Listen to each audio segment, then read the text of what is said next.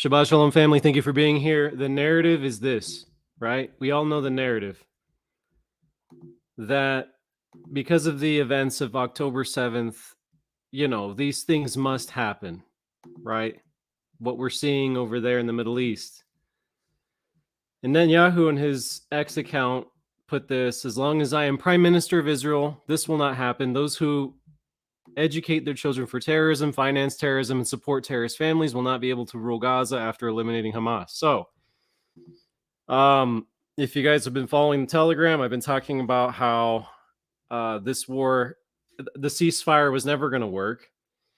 There's this war in the Middle East that it's not just another one of those wars, right? But it's actually prophesied in our Bibles. That's why I'm following it very closely here on this channel. That's why you've been following, is because this is where World War III will kick off. Now, let me give some context to what this post is all about and why I'm highlighting this today. Because this is the narrative, right? This is the narrative that basically every Palestinian is born with an AK-47 Soviet era AK-47 in their hands, and they're all a bunch of terrorists over there, right? So Netanyahu said this in response to this post, which is in Hebrew. Let me go ahead and hop over there and let's take a look at it. I'll translate it here. And basically, Sky News reported, according to sources, Abu Mazen is ready to accept control of the Gaza Strip and the West Bank into the hands of the Palestinian Authority. And if you don't know who that is, Mahmoud Abbas, same guy as Abu Mazen, it's just another name that he goes by. He's the president of the state of Palestine. So he's saying, hey, I'm ready to take the reins back. Basically, not only does the PLA, the Palestinian Authority, they all want to de-escalate the situation. They all want a ceasefire. The UN recently voted for a ceasefire situation, and it was shot down by the United States, of course.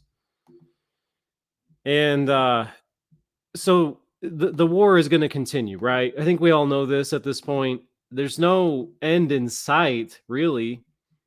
Especially when this type of thing is happening. The U.S. blocks UN Security Council demand for humanitarian ceasefire in Gaza. Whenever basically some, action contrary to Israel goes to the UN through their political process, the U.S. always comes to block such requests with their power to veto, to vote against whatever might be in the interest of other nations besides Israel. So, why am I saying though, and why is the topic today narcissism? Narcissism. I think this is going to become this is a really interesting conversation. Okay, are you excited? Because I'm excited to talk about this. This is something I've been wanting to talk about for a while. In the description down below, there's a link. You can go check out. What is it? The Deliverance Manual, and you will see in there that one of the demonic entities that is listed in the Deliverance Manual is narcissism.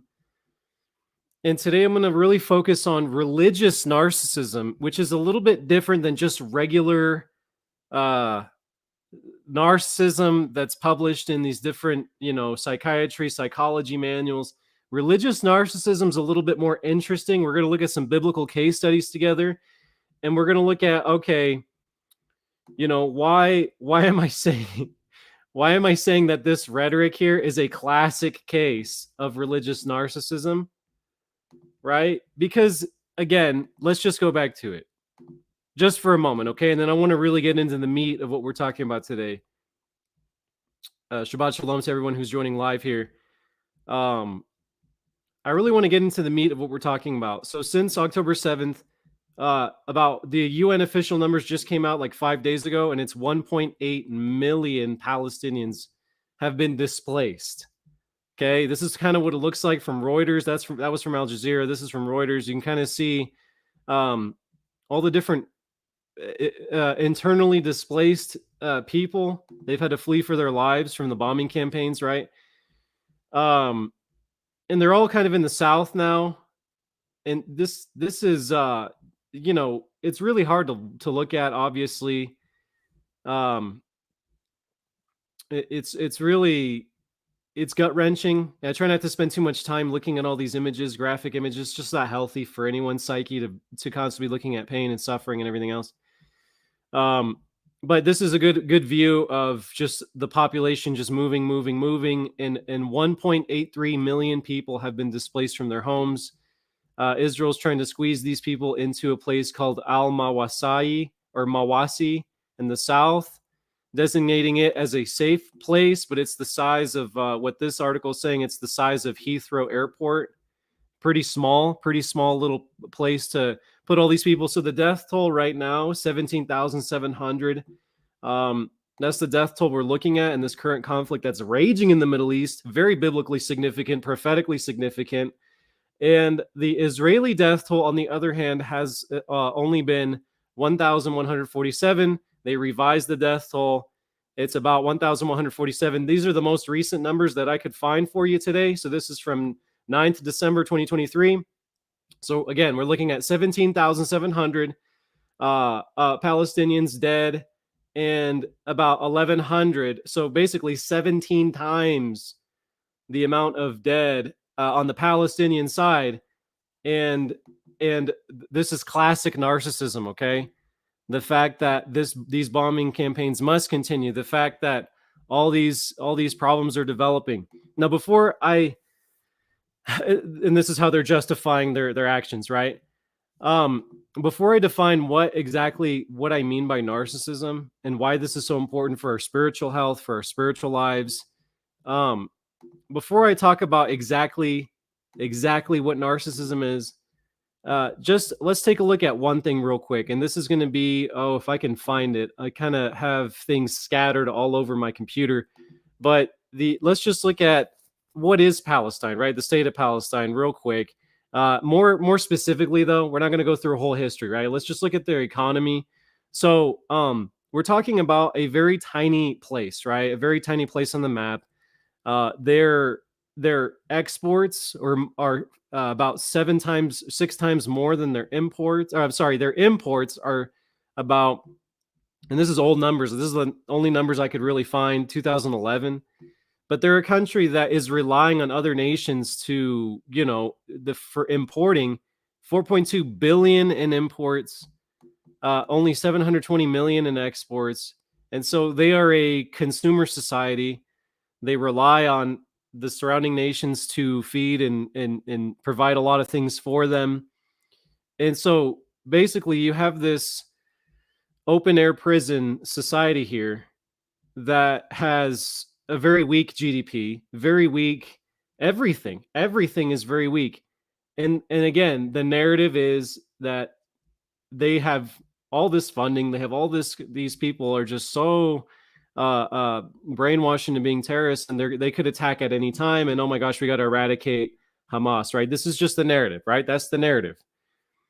That is the narrative that you're seeing. And the U.S. is backing this. More arms shipments are being green lighted. More tanks, $100 million more dollars, right? And the rhetoric is, yeah, these are all terrorists. Like everybody's a terrorist running around there. But what I've been showing you in the Telegram is, hey, the oldest Christian communities are found there. Hey, a lot of the population are just women and children, right? The majority, the life expectancy is very low. I mean, it's just the rhetoric is just so ridiculous. Let's talk about narcissism, okay? Shall we? Now let's talk about this narcissism, religious narcissism. And I was thinking about this a lot just the past few days. This is really important for us to talk about, because this is something that's plaguing our society like crazy. We're seeing it geopolitically, right? The death toll is totally ridiculous. Israel is just, the death toll is ridiculous. They're just wiping out civilians, and they're saying that they're the victim. Israel's the victim. Israel is being threatened. But Israel, we have every right to do these things, right? So let me just share a little bit about myself. Like back in like late 2020 to, I don't know, mid 2022, no, early 22 is when we started Overcome Babylon here. I don't know. I was off of social media for about a year. Just I deleted all my Facebook, Instagram, like I stopped caring about what my high school friends ate for lunch. I deleted all my social media accounts, right? I didn't do social media for over a year, solid. And life became a lot less stressful in some ways, but I also was like not as informed in some other ways. So there's benefits to social media. I'm not here to just be on like a social media rant or whatever. But there's some lessons that I learned about narcissism that I probably wouldn't have otherwise learned had I not had that detox and just that break from what social media is and what social media enables. And again, what's happening geopolitically right now, it just reminded me of this whole topic of narcissism. What is narcissism? People throw this word around, and it's kind of like a label, but like, what is it exactly? Like, how does it work? And why am I saying this is a tremendously huge problem in Western culture right now? Okay. And so I just want to jump over to, let's look at actual definition of narcissism from the NIH. Can we do that? Let's look at the NIH. And I'm going to be basically quoting it to you from the Diagnostic and Statistical Manual, which is where they're quoting it from here. Narcissism is this: a pervasive pattern of grandiosity, fantasy, or behavior, need for admiration, and with a lack of empathy, beginning by early adulthood, as indicated by at least 5 of the following. Has a grandiose, like very large, exaggerated, a grandiose sense of self-importance. Exaggerates achievements, expects to be recognized as superior without actually completing the achievements, is preoccupied with fantasies of success, power, brilliance, beauty, or perfect love, believes that they are special and can only be understood by or should only associate with other special people or institutions. Okay, requires excessive admiration, has a sense of entitlement, such as unreasonable expectation of favorable treatment or compliance with his or her expectations, is exploitive and takes advantage of others to achieve their own ends, lacks empathy and is unwilling to identify with the needs of others, is often envious of others or believes that others are envious of them, shows arrogant, haughty behaviors and attitudes. So that's like more or less the textbook, like, signs of narcissistic personality disorder, NPD, or narcissism, right? And I think if you are being honest with yourself, when you look through this list and just be brutally honest with yourself, all of us display some signs and some symptoms and some expressions of narcissism in our lives. The question is, when it becomes a pattern, an overwhelming pattern of behavior, and it becomes a consuming pattern of behavior, that is when, that's when you've fallen into full-blown narcissism. But I think we all basically, you see these things in yourself, don't you? I definitely, being brutally honest, absolutely. And I think what social media has done specifically this requires excessive admiration. Like, isn't that what social media is all about? Likes, shares, comments, like loving things, views, reposts, retweets, like, oh, admire, yeah, like what I'm saying. Oh, look at me. It's just this attention whoring, right? A grandiose sense of self-importance. Isn't that like what social media is? And so I'm going to make the case that our societies, Western societies, which has then spread throughout the whole world with social media platforms, with algorithms, with everything that's cultured, indoctrinated into the platforms of social media, the whole world has become very narcissistic with the rise of smartphones and social media. Okay. And it is highly demonic. And so if you look at this article here, they'll say, oh, NPD, it's really only, about 15%, maximum 15% of the United States population. But what I'll say, prevalence rates can be from 1% to 15% of the United States population. You see right there in epidemiology. What I'll say is a whole lot higher than that. Narcissistic tendencies, maybe it's not a full-blown personality disorder or demonic oppression, but it absolutely is way higher than 15%. Okay, way higher. And so let's take a look at some case studies together. It's to fully understand this, not from a secular, godless, scientific, pseudo-scientific perspective. Let's look at this from a biblical perspective. We're going to start with Ezekiel 28. Are you excited to get into this? God bless you guys. Yeah, even like I like what you said here, Knuckles. Even 15% is a lot of people, right? Take 300 million people. Let's just say that's what the population of the United States is. I don't know what official census numbers are lately, but take 15% of 300 million people. That's a lot of people. But then, you got to look at Canada, you got to look at South America, Latin America. Like everybody is in the social media game. Europeans, like everybody, in the Middle East. Everybody is in the social media game. So yeah, 15% is a lot of people, but it's definitely more than that. You know what I mean? Most people don't admit they have a problem. Most people don't seek help. Most people don't, anyway, it's definitely a lot bigger. It's definitely a lot bigger. So let's look at some case studies from the Word of God. Let's identify this real crystal even more than what we already have, just looking at some of the official, scientific literature on it. This is what is spoken here in Ezekiel 28. It's saying, take up a lamentation for the king of Tyre, but then it starts talking about a cherub, an anointed cherub. So what I'll say is what most people say. Let me just say this. What most people say is, oh, this is Satan.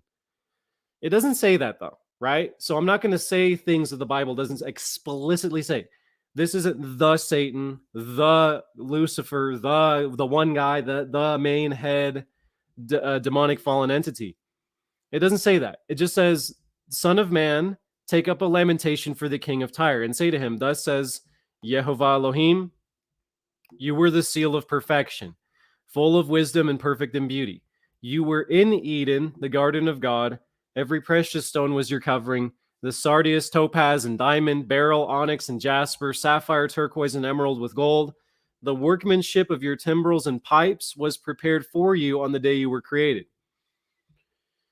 Now, let me pause right there. So yeah, because it says you were in Eden, we could say that, oh, this is the great dragon, the snake, who deceived Adam and Eve. It could be, but it doesn't say that specifically. Let's see what it does say. Ezekiel 28:14. You were the anointed cherub who covers. I established you. You were on the holy mountain of God. You walked back and forth in the midst of fiery stones. You were perfect in your ways from the day you were created till iniquity was found in you. And then it says this, by the abundance of your trading, you became filled with violence within, and you sinned. Therefore, I cast you as a profane thing out of the mountain of God, and I destroyed you, O covering cherub, from the midst of the fiery stones. Your heart was lifted up because of your beauty. You corrupted your wisdom for the sake of your splendor. I cast you to the ground. I laid you before kings that they might gaze at you. You defiled your sanctuaries by the multitude of your iniquities, by the iniquity of your trading. Therefore, I brought fire from your midst. It devoured you, and I turned you into ashes upon the earth in the sight of all who saw you. You became a horror. Okay, so what was the sin here? The sin of this spiritual entity, which is clearly what it's talking about. It's calling it a cherub, which is a type of angelic entity. By the abundance of trading, obviously, if you're trading, that means that you have something to offer the other party. So this entity was prosperous, became filled with violence within, and the heart, the key root cause of this, and why I'm saying this is a classic study of narcissism here in our Bibles, is because beauty, right? Beauty is what led to the fall of this entity. And that's exactly what what we just read. Excessive admiration requires excessive admiration. That's one of the key signs of narcissism. A big, ginormous sense of self-importance. These are the things that are associated with narcissism, right? So basically, any son of the devil, any son of Satan, spiritually speaking, not literally necessarily, is going to be displaying these types of characteristics. Like people who exhibit this type of behavior, they're full of violence because they're always looking with proud hearts and always looking at their own beauty and self-promoting. Jesus would say, if he were alive today, he would say, "Get away from me, you son of Beelzebub. Your father is the devil." He said that to the Pharisees all the time in the first century, right? Because, and that's why he says those types of things to the Pharisees, because this is they were very narcissistic. Again, religious narcissism is what we're really focusing on today. I've never really heard anybody talk about this the way that I'm going to talk about it today. By God's grace, we're going to cover this, because religious narcissism is a little bit different than just regular old narcissism. Now, so that's the king of Tyre, spiritual entity, king of Tyre, the spiritual entity of that region of Tyre, whatever that is. I'm not 100% sure, but that's what we just covered. So that's the first case study. Let's look at the second case study here. It's similar, which makes, again, it makes it seem like it's talking about the same being or entity, but I don't know that, because it doesn't specifically spell it out for me. But let's just take a look at Isaiah 14:12. Oh, how you are fallen from heaven, O Lucifer, son of the morning. How you are cut down to the ground, you who weaken the nations. Let's take a look at that word real quick. Lucifer. Hallel is actually what it's saying, so it's a little bit different. I don't know. I never really understood why they transliterated or didn't transliterate this. Like, Hallel is the actual name being used there, which means profane. But for whatever reason in our Bibles, it says Lucifer. I don't know, dude. It doesn't make any sense to me at all. But the word in Hebrew is Hallel. And so that means, if we take a look at the definitions, which I just skipped over, well, it's from 1984. I thought it made mad, boastful, prideful. I thought it meant common or profane, but I guess I was wrong. I haven't looked at this in a while. I'm glad we're looking at it together, right?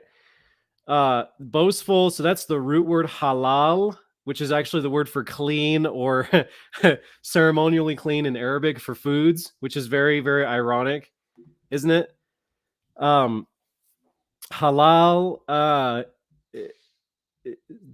okay, so that's that word there. And then, but the word that's used here is halal, halale or halal. I'm not sure how you pronounce this one, but it's, I don't know why they put Lucifer in there, but anyways. So let's take a look back at Isaiah 14.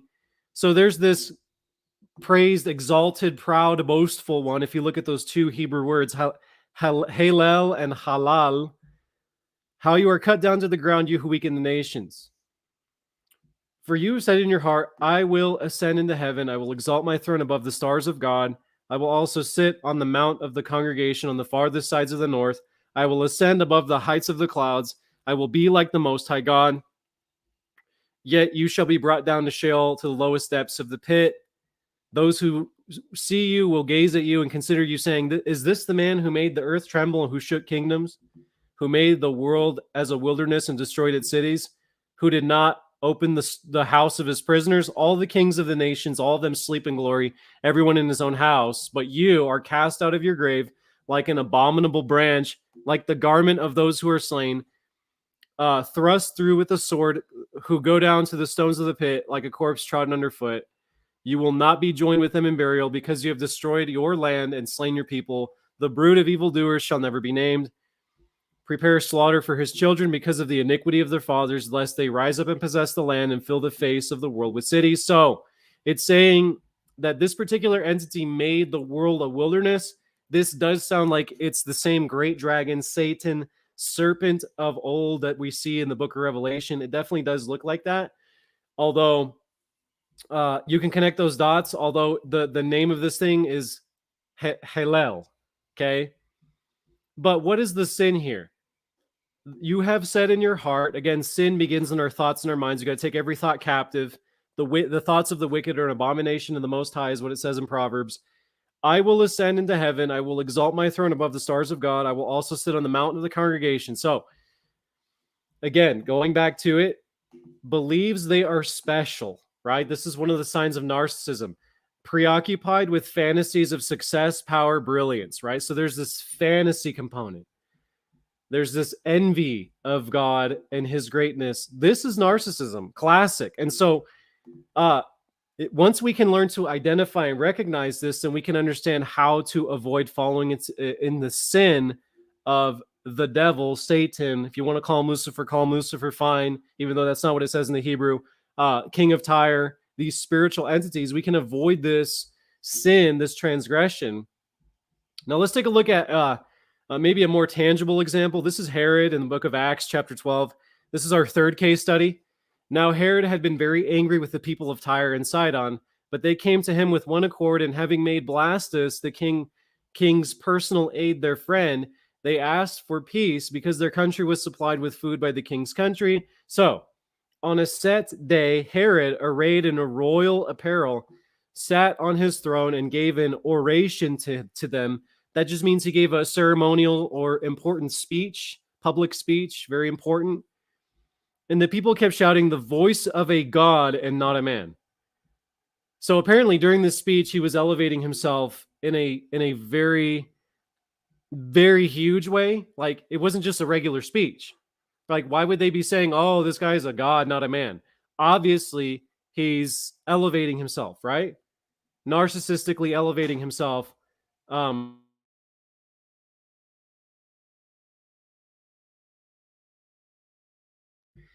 um, so the voice of a god and not a man. So this is a problem. This is a narcissism, classic narcissism, right?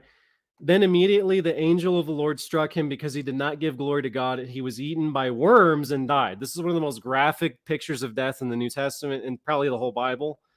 And it says, "But the word of God grew and multiplied." So Herod is our third example here of narcissism in the scriptures. I think you're starting to see the pattern here. But I think, is it okay if we do a fourth case study? Is that cool? Because if there's one narcissist in the Bible that is, like, for me personally, head and shoulders above all the other narcissists, like, this is the narcissist of narcissists in the Bible, it is going to be the first king of Israel, Saul. King Saul, in my opinion, is like, we can learn so much of what not to do from this guy's example. Let's go take a look at it.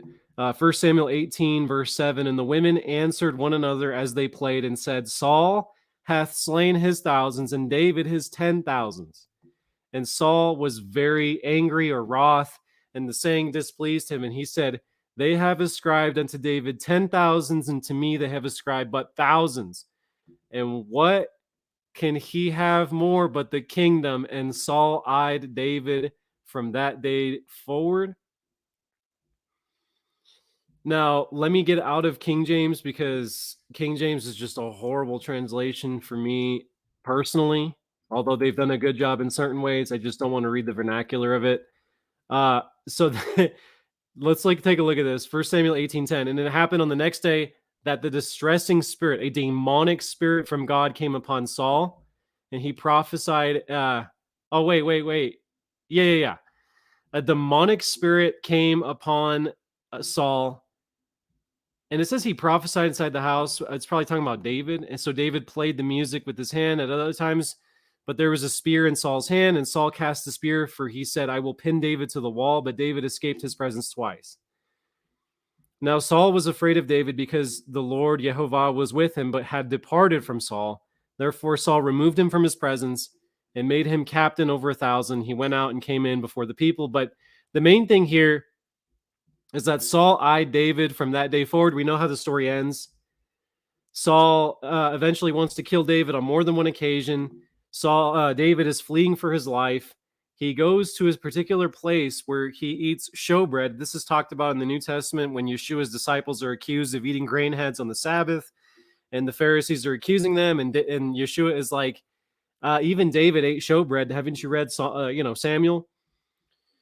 And if we go take a look at what happened, though, so David was fed showbread by one of the priests there. Saul finds out about it, and he look at the accusations here. Look at the accusations here from Saul. It's really insane. Let's take a look at it. Let me see here. It's going to be this right here in 1 Samuel 22, verse 7. Then Saul said to his servants who stood about him, "Hear now, you Benjamites. Will the son of Jesse," talking about David, "give every one of you fields and vineyards and make you all captains of thousands and captains of hundreds?" All So basically, the first thing Saul says when he finds out that David ran away is he appeals to his authority and talks about how amazing he is. "I have the power to give you goodies," right? "All of you have conspired against me, and there is no one who reveals to me that my son has made a covenant with David, the son of Jesse. And there is not one of you who is sorry for me or reveals to me that my son has stirred up my servant against me to lie in wait as it is this day." So one of the classic. So did David want to kill Saul? Did he ever want to kill Saul? Absolutely not. This is right here is 100% lie, right? David, even when David had the chance to kill him, he never killed him. So one thing about narcissism is that when they are confronted in a certain way, right? In this case, uh, people had helped David to escape, and he was given bread to eat, showbread from the priests. Okay, um, there's a with me or against me ultimatum. That is a classic thing that a narcissist will do. Are you with me or against me? And basically, they everybody is being pulled to one side or the other. There's a conspiracy element to this. He even says, have you conspired against me?" So there's accusation. And they make sure, again, like I said at the very beginning, there's a focused conversation at the beginning to boost his image. "Hey, I'm able to give you vineyards and make you captains of hundreds and thousands." So because Saul feels threatened, he immediately tries to pull everyone into a conspiracy, and there's a conspiracy against him. And so there's this guy named Doeg the Edomite. So he's not a Hebrew, he's not Israeli. He says, "Hey, I saw the son of Jesse going to Nob to Ahimelech, the son of Ahitub." And we know how the story ends. Saul ends up going down there, and he literally kills many of the priests just because they helped David. And what became this conspiracy, let's see, I forget how many it says here. Does it tell us how many? There has to be a number here, because I remember reading a number. So the king said, "You shall surely die, Ahimelech, you and all your father's house," just because they helped David. Then the king said to the guards who stood about him, "Turn and kill the priests of Jehovah, because their hand also is with David, and because they knew when he fled and did not tell it to me. But what the servants of the king would not lift their hands to strike the priests of Jehovah." And the king said to Doeg, "You turn and kill the priests." So Doeg the Edomite turned and struck the priests, and killed on that day 85 men who wore the linen ephod. So there you have it. 85 men were killed just because of one man's narcissism and rage. Also, Nob, the city of the priests, he struck with the edge of the sword, both men and women, children, nursing infants, oxen, donkeys, and sheep with the edge of the sword. And only one of the sons of Ahimelech, the priest, left. He was able to escape and tell David what happened. And so Saul gets this foreign mercenary, Doeg the Edomite, to kill 85 people just because of narcissism. So narcissism, you have to be able to identify it.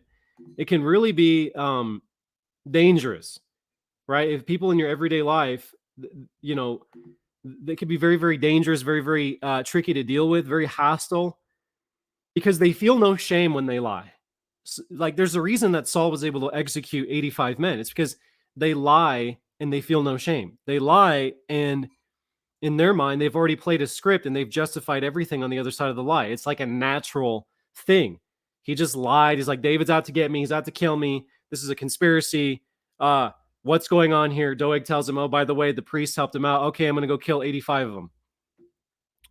They don't give up when they're caught in the lie. That's another thing about narcissists. They do not give up when they're caught in the lie. They continue to maintain their image no matter what. And another thing about narcissism is they narcissistic people lie about ridiculous things. It could be a story about they met a celebrity. It could be a story about their achievements. It could be a story about their skills, abilities, their ability to do trades. I don't know, their ability to do whatever. And it's just like seemingly ridiculous. Like, why would you lie about that?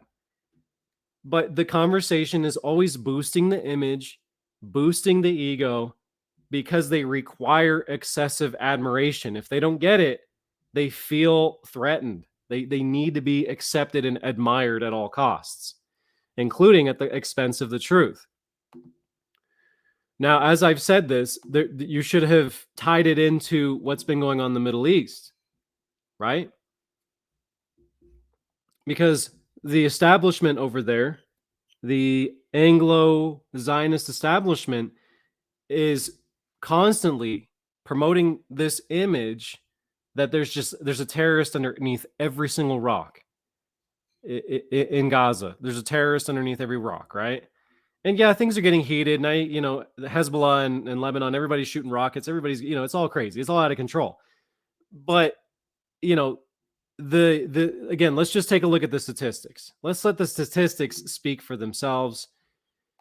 We have 17,700 deaths on one side, 1.8 million displaced out of their homes, and you have 1,100 on the other side, right? There's no comparison. This is King Saul type of behavior. This is classic religious narcissism. Now, the thing about religious narcissism that makes it different from regular ordinary narcissism is that religious narcissism uses the Bible, scriptures, religious brainwashing to promote the agenda even more. They use narratives, they use cult techniques and cult tactics, misquoting scripture to advance and propagate a narrative. And that is why, my goodness, these people are so dangerous. This is John Hagee, megachurch pastor in Texas. He was recently, this is just from a few weeks ago, if not just a few days ago, Christians United for Israel. He addressed a crowd of his followers. He's been responsible for the lobbying during the Trump presidency to put the embassy in Jerusalem for Israel's capital to be recognized as Jerusalem. So you have these guys running around, and they're basically saying, if you bless Israel, you're blessed. If you don't bless them, well, you're going to be cursed. And it's a prosperity gospel movement that, can you imagine? It's every narcissist's dream. Grandiose sense of self-importance. It is every narcissist's dream to think that no one can ever say anything bad about them because they're going to be cursed, right? You would be walking on water if you use the Bible. If in your, in a perverted, twisted world, which we do live in, the Bible actually said something that supported anything that you would ever do. You got a blank check. You got a get out of jail free card because, people are either going to be blessed if they blessed you, or they're going to be cursed if they curse you. They can't say nothing wrong about you. That is like the ultimate pass, like the ultimate green light for narcissism, religious narcissism, grandiose self-importance. Yeah, absolutely. These people are absolutely convinced they're God's gift to the earth, right? And no matter what they do, it's blessed. And if you say anything wrong against it, well, you're just going to go to hell, right? And that's the power of religious narcissism, is that there is fear of punishment associated with breaking away from the narcissism. This is how cults operate, whether it's fundamentalist Mormon cults, very, very strict sects of Islam, even certain sects of Christianity are use religious narcissism to keep their people in check. Because, if you leave the cult, you will be punished, right? By God himself. If I don't get to you first, you know what I mean? Type of situation. And so this is what we're seeing on the world stage. See, narcissism can be a personal issue, but it also can be a national issue. As we're seeing, it is a national problem. It is a geopolitical problem. In my opinion, all countries are narcissistic. All their top leaderships are narcissistic. Okay, they're all about power. They're all narcissistic. Like, tell me one righteous government. You know what I mean? None of them are. It's just that, and what I keep reminding you here on the channel is, This is what we're seeing on the world stage is prophetic. It's significant. It's absolutely 100% biblical, because sometimes, as is the case now during this period of history, the narcissism ends in a brutal way. Okay? And that is what's about to happen. Let's take a look at Ezekiel chapter 7. There's so many places to go with this, but let's just take a look at Ezekiel chapter 7 real quick. It's talking about the destruction of end times Israel, right? And I'm not going to get into the context, it would take a while. But it says here, they, meaning God's people worldwide. You could take this to mean it happened historically, but let me tell you what, this is going to happen again. God's remnants, not remnant, the scattered bloodline descendants, the Anglo-American establishment, the people in all the Anglo-American countries that are supporting the current Mystery Babylon system. They're not coming out of her. This is the lot. Okay, this is the judgment that is headed our way. They cast their silver into the streets. Their gold is like an unclean thing. Their silver and gold are not able to deliver them in the day of the wrath of Yehovah. They cannot satisfy their hunger or fill their stomachs with it, for it was a stumbling block of their iniquity. Now, here's the key verse. Okay, I'm just setting up a little context here, but here's the key verse. His beautiful ornament they used for pride, and they made their abominable images and their detestable things of it. Therefore, I make it an unclean thing to them. And I will give it, speaking of the land of scattered America. Okay, let me just tell it to you straight. America, Europe, UK. I'm going to give that land into the hands of foreigners for prey, to the wicked for the earth for spoil, and they shall profane it. I will turn my face from them. They shall profane my treasured place. Robbers shall enter and profane it. Let's just take a look at what this is saying here. Ezekiel 7:20. Okay? Because what's one of the key characteristics of narcissism? Well, it's a form of pride. It's a Leviathan spirit. Download the deliverance manual down below. Go through it. Cast that wicked spirit out. It's a Leviathan spirit of narcissism. Narcissism is one of the daughters of pride. It is a Leviathan spirit. And what it's saying here is that his beautiful ornament they use for pride. What could that possibly be talking about, right? Genesis chapter 9, verse 17. God said to Noah, "This is the sign of the covenant which I have established between me and all flesh that is on the earth." Genesis 9:16 gives you the answer. The rainbow shall be in the cloud, and I will look on it to remember the everlasting covenant. Okay? That the earth is never going to be flooded again. Well, what did they do? What did the end times Israeli people do? Scattered to all the known world, especially in the United States, especially in the UK, especially in Europe, especially in South America, Latin America. They used it for pride, right? And this is, again, I brought this up in the Telegram recently. What's the first thing that the narcissistic establishment does as soon as they go bombing on a bombing raid, on a bombing campaign? The first thing they do is they fly that what did I just read to you from Ezekiel 7? That pride. They turned the rainbow into pride, right? And the first thing they do is they fly a pride flag in the middle of Gaza. I mean, you can't make this stuff up, right? You can't make this stuff up.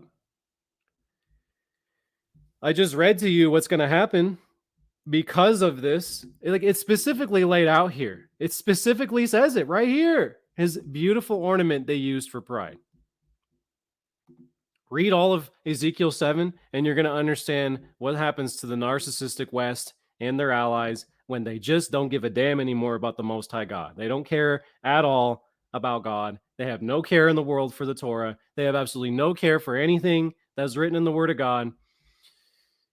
In this, I'm telling you, this is so obvious what's going to happen next. It's so obvious, right? Continue to watch and pray. Continue to abide in Yeshua. This is not going to go on forever. Trust me. Okay. More importantly, this current establishment is coming to an end. This is all going to be done away with in the dustbin of history, the ash heap of history. Now, what I want to show you also I thought this was a really interesting article here. Statista.com, the best and worst countries for LGBTQ travelers. Let's take a look at this. What I find very interesting is the BRICS nations, for the most part. Yeah, the BRICS nations, not the safest, at least safe, especially Russia, least safe countries for the prideful to travel.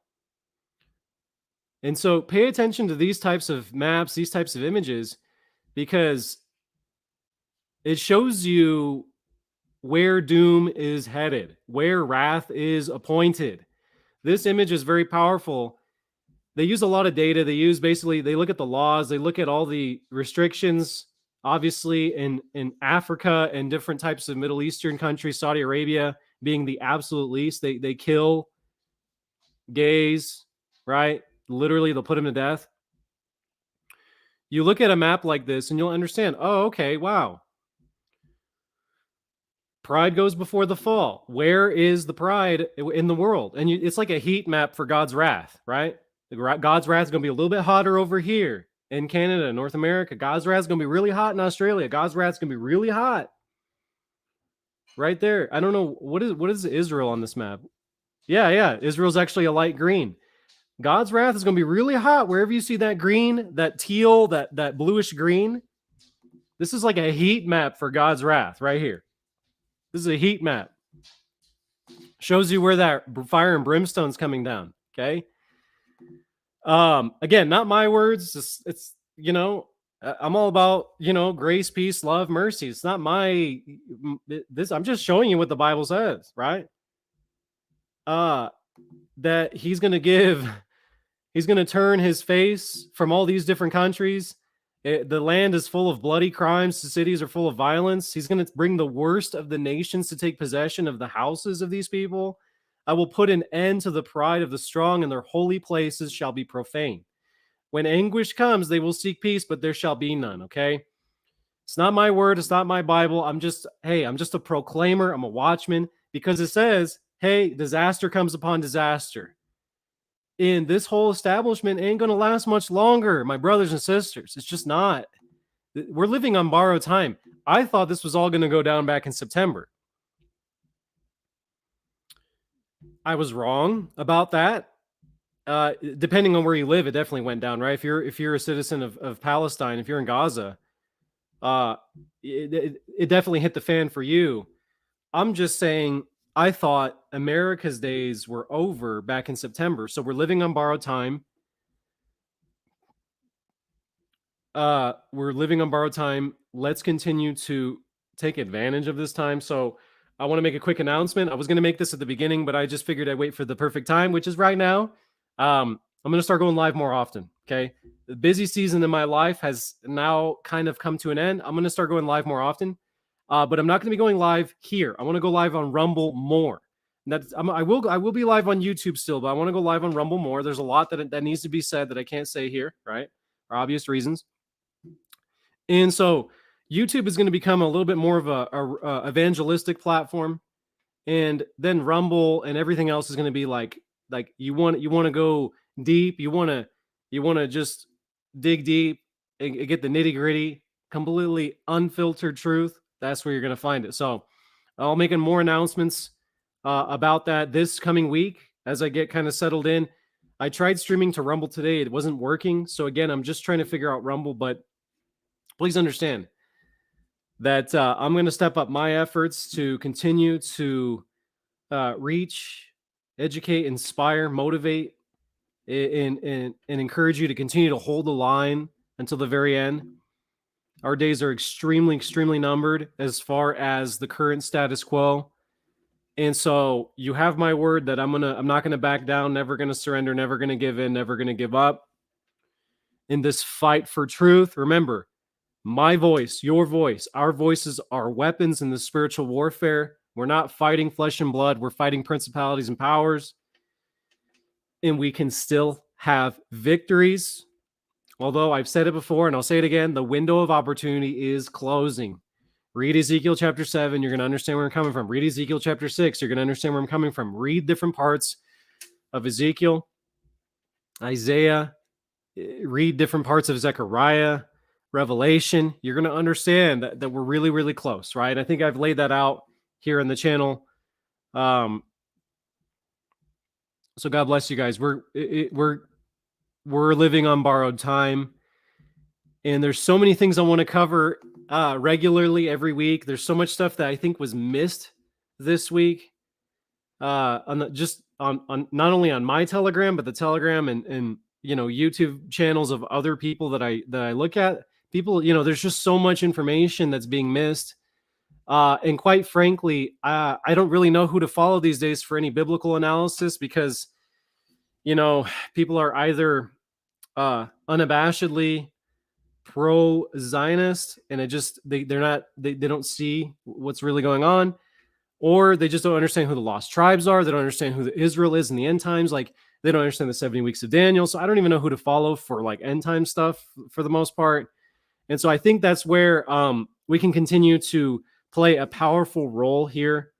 I think Overcome Babylon not only has room to grow, but it has room to reach a lot more people. And again, we're on borrowed time. I thought it was all game over a couple months ago, but here we are. Or even last month. Gosh, beginning of last month, I was like, oh, this is the 1,335 day prophecy. But we're bringing it. I'm bringing the heat. I'm gonna step my game up here. We're gonna have fun with it because my life is no longer an extremely busy season.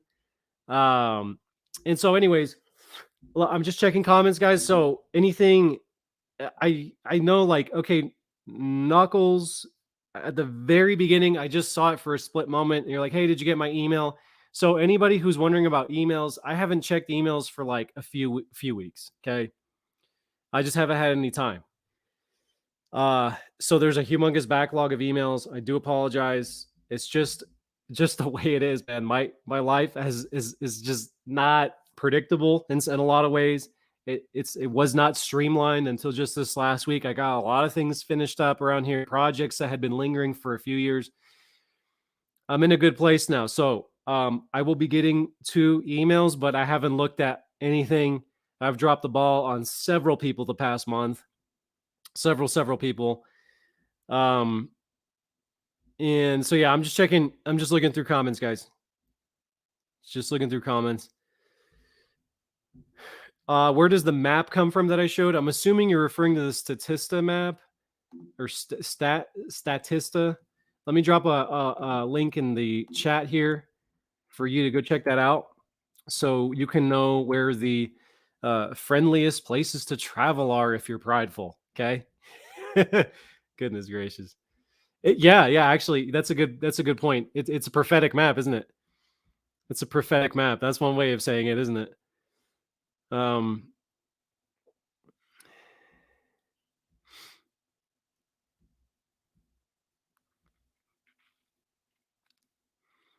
All right. I'm just looking through, guys. God bless you. Question from Mimi. Can I use Twitter or Telegram to live stream? Yes, actually, we're live streaming right now on Twitter. Telegram, no, I don't think so. But also, I've had a lot of issues with Telegram with, like, it lags a lot. And yeah, it's true, Diane. Yeah, Rumble is not quite user friendly. I know I've got it to work once. It's just literally their website today is just not working. But yeah, I hope to see you guys on Rumble more often. And thank you for being here, by the way. I'm late today. Seriously, for everybody who's here with us live, I appreciate you guys like crazy. Thank you so much, everybody who, I don't even say this enough. Like, shame on me. Thank you guys for all your support over at buymeacoffee.com. Seriously, everybody that goes in there, a lot of people are anon. They just, give $5 coffee or whatever. We do have overhead with everything that I do here with the platform, with the technology, with the streaming, with the graphics, everything that I do. There is overhead. So I appreciate you guys supporting this work. You guys have been supporting this work for like a solid year now. And I'm going to continue to get loud, and I'm going to continue to really touch on this whole BRICS versus Anglo-American establishment situation that's unfolding, and just nobody's talking about it. Like, nobody's talking about it. We're going to get loud about this, guys. Okay. Thanks, Knuckles. Appreciate you, brother. Love you guys. Thank you again for being here. I do like Jonathan Cahn's stuff. Yeah, he does have some good analysis sometimes. Yeah, like he has good things to say. Yeah, there's a lot of good channels out there and stuff. I guess what I'm saying is I don't know who's connected the dots on the 70 weeks of Daniel. I feel like if you can do the 70 weeks of Daniel justice with the 49 times 70 periods of time, like that's huge. And I don't know very many people that have done that. And so, they're not looking at the right places because they don't know what time it is. So I guess that's more what I'm referring to is like, what channels know what time it is based off of a proper interpretation of the 120 cycles and the 70 weeks of Daniel. I appreciate that, Rohan. Yeah, Yeshua's timing is just different. I made some assumptions. I explained that to you guys like 2 lives ago. And yeah, I made assumptions. I was wrong, but I had my reason for making those assumptions. And quite frankly, I couldn't see it any other way at the time. But now we know, oh, okay, it's going to drag on just a little bit more, but we don't know how long. It's not going to be much longer. 111 slump, play my song. We will do that with the outro right now. Appreciate you. Yeah. Yeah, I'm not sure where you are, Jan, but yeah, it is really cold here too. I still work with my animals and so forth. I still have work to do, a lot of work to do actually, but it's just my life has become a lot more streamlined. Basically I have like instead of having to go to a laundromat, I can finally do laundry here, that type of thing. My life has been crazy. Someone asked, Yamen, where are the 12 tribes of Israel? Make sure you download Bible Prophecy Secrets. This information can be found in chapter, 2 or 3. I don't do a deep dive, but I will probably do a deeper dive here on the channel very soon on the 12 tribes. But for sure, hands down, United States, Europe, UK, Canada, Australia, New Zealand, and there is a ton of lost tribes, 12 tribes blood in Central and South America. It's really all over the place, but the highest concentrations are Latin America, North America, Europe, like I just mentioned, Australia. They're scattered, but again, just take a look at, oh my goodness, take a look at that map, that heat map again from Statista. It's a prophetic map. God bless you guys. God bless you guys. I will see you very soon. Check your email, check Telegram for announcements because I will be announcing when I'm going to be going live more often. We have a lot to talk about. We have a lot to cover. We have a lot of analysis, geopolitical, biblical analysis to cover together. Can't wait to do it. Until then, Yeshua be with you. Yeshua bless you, keep you. And I pray for every single one of you in Yeshua's mighty name. Bless everyone who's here with us, everyone who's not here with us, Father. Give them strength to continue to the very end. Protect them from evil, Father. Protect them from attacks of the enemy. Protect their belongings, their homes, their dwellings as they seek you, Father. I pray that they would find you when they seek you with their whole heart, Father. I pray that new revelations, new insights, new heights would be reached, spiritually speaking, in their walk with you. In the name of Yeshua, I pray. Amen. I'll see you guys soon. Thank you so much.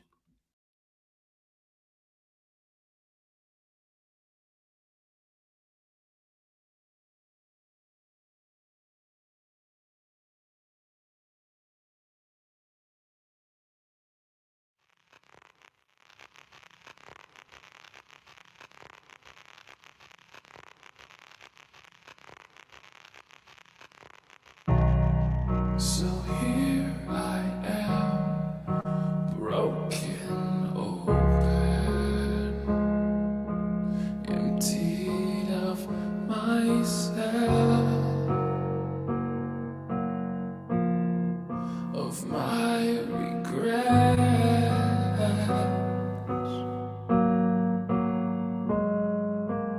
You said you'd soon return, so I'll light a fire, guard the flame and let it burn. So here